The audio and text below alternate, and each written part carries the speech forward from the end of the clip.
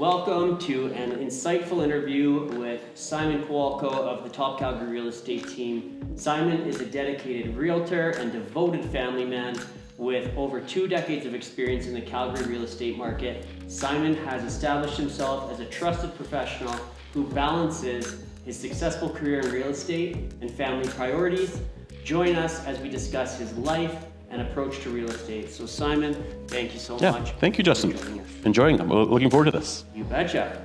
So how long have you been in real estate? Believe it or not, this is my 26th year. I started off at a tender age of 18 when I was about to start first year university, and a colleague of mine at the time was working for a condo developer at their sales center, and he was leaving off to college, and they needed a replacement. So they wanted me, and I said, what the hell's a condo? So that was my first question, but got to get a lot of experience doing sales, admin, hosting duties, and got to move up the corporate ladder with that company as well. Spent a few years in Vancouver as well, and but always came back home to Calgary, and the rest, like they said, is history. That's awesome. So it's basically high school straight into real estate for you. Pretty much, yeah. Amazing. That's really cool.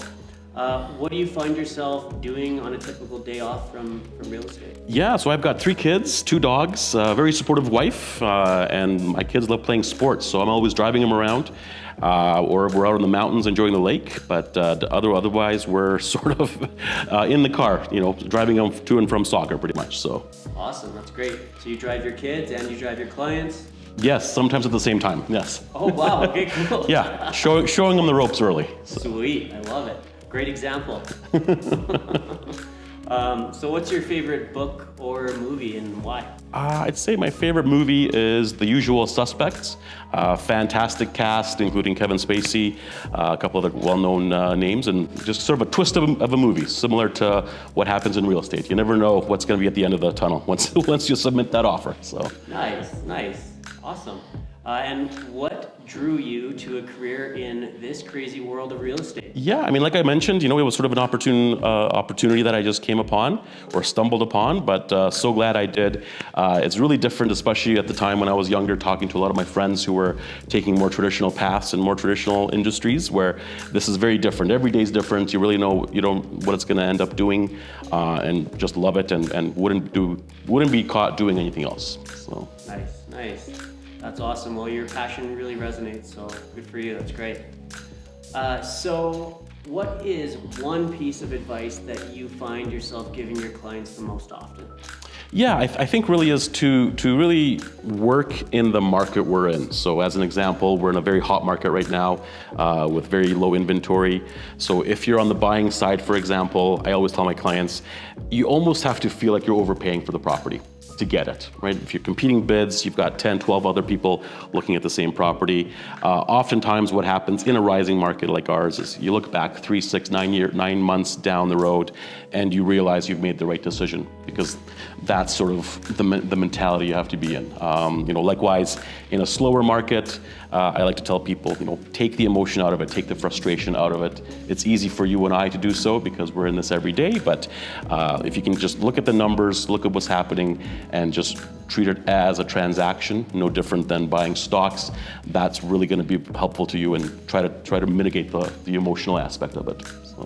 Nice. That's cool. Speaking like a true professional. Been there, done that. Nice. So what's your current approach for this market we're in? What do you? I know you mentioned a little bit about feeling like you're overpaying to catch up to the market and that kind of stuff. Anything else that you can kind of suggest? Yeah. I mean, I think one thing we should look at too is real estate. Everyone's sort of in these short news cycles, short snippets, TikToks, Instagram, what have you. You really have to look at real estate in a 10-year cycle. And when you do that, you kind of get the zoomed out big picture.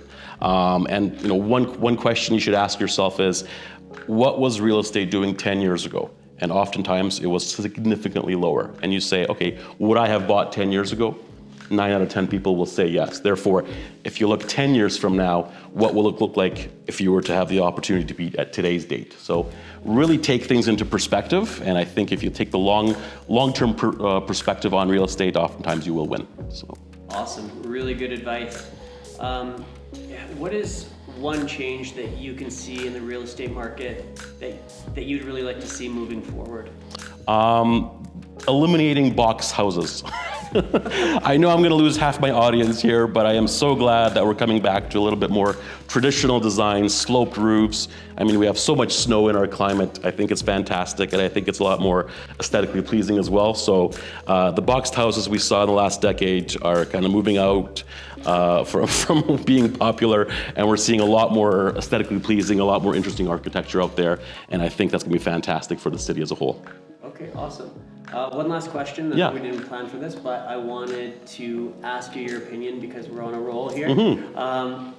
What do you think is going to happen in Calgary real estate in the next decade, in the next 10 years? Yeah, well, I think definitely short term, meaning the next 2, 3, 4 years, we're going to be on an upward trajectory. I don't see that slowing down with the net migration still having it here, with a lot of interest, a lot of international investments coming in on board as well.